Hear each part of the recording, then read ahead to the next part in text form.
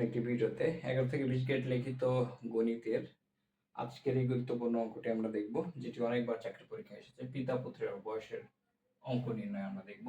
বলছে কি, পিতা এবং পুত্রের বর্তমান বয়সের অনুপাত 7:2 এবং 5 বছর পরে তাদের বয়সের অনুপাত হবে 5 বছর পর তাদের বয়সের অনুপাত হবে 8:3। তাদের বর্তমান বয়স কত, এটা আমাদের নির্ণয় করতে বলছে।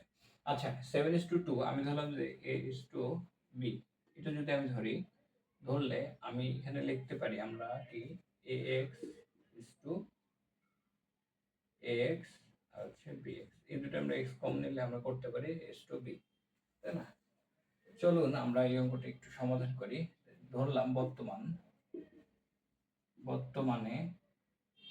বর্তমানে পিতার বয়স কত? 7:2 আছে। পিতা এবং পুত্রের অনুপাত 7:2, তাহলে পিতার বয়স হচ্ছে 7x। সো পুত্রের বয়স কত? পুত্রের বয়স হচ্ছে কত? 2x। আচ্ছা, আমরা একটু সংখ্যার কাজে দেখে চিন্তা করি। এটা পিতা, এটা হচ্ছে পুত্র। পুত্রের বর্তমান বয়স কত? 2x। পিতার কত? 7x। এটা এই জায়গায় বর্তমান। বলছে কি 5 বছর পর তাদের বয়স অনুপাত কত?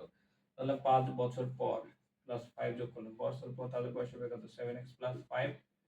আর পুত্রের বয়স হবে কত? 5 বছর পর 2x প্লাস 5 পরবর্তীতে, তাহলে প্লাস 5 যোগ করলে 5 বছর পর পিতা এবং পুত্রের বয়স এটা, এবং তাদের অনুপাত দেওয়া আছে কত? 8:3। প্রশ্ন মতে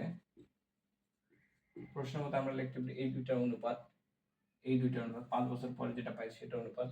5 বছর পরে কত হবে? এই প্রশ্ন মতো হলো 7x প্লাস হচ্ছে 5 ডিভাইডেড অনুপাত 2x প্লাস হচ্ছে 5 ইকুয়াল আমরা লিখতে পারি কি 8:3। কারণ আমরা জানি 8:3 মানেই হচ্ছে আমরা লিখতে পারি 8/3।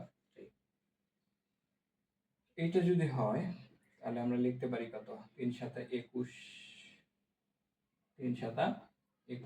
21x plus 3 5 15। এটা আমরা গুণ করবো 8 দুগুণে 16x প্লাস 5টা 40। 21 16 9x, এবার সেটা 15 বিয়োগ দেব, তাহলে হচ্ছে 5 25।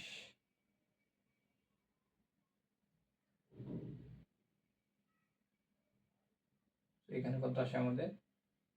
4×40, 40 × 15, 15 বিয়োগ করলে হচ্ছে 5, হাতে থাকে 1 2 2 2 4 25, আর 16 থেকে 21, 5 6 11।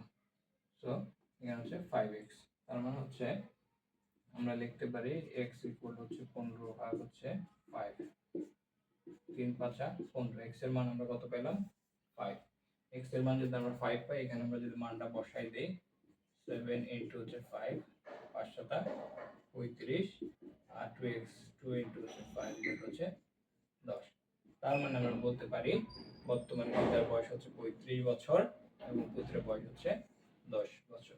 Thank you.